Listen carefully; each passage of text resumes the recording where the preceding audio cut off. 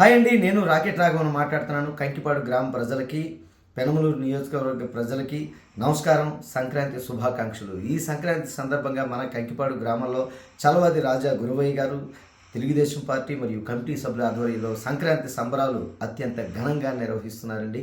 ఇందులో భాగంగానే ఈ 12వ తారీఖు ఆదివారం మన కంకిపాడు గ్రామాన్ని ఆనుకొని ఉన్న highway Sri Chaitanya techno school పక్కనే పెద్దలకి పిల్లలకి ముగ్గులు పోటీలు నిర్వహిస్తున్నారు.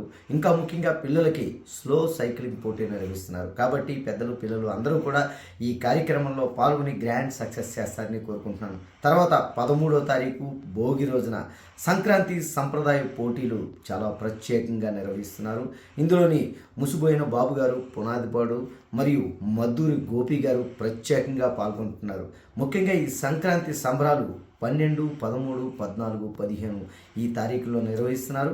కాబట్టి ప్రజలందరూ కూడా ఈ సంక్రాంతి సంబరాల్లో పాల్గొని గ్రాండ్ సక్సెస్ చేస్తారని కోరుకుంటున్నాను.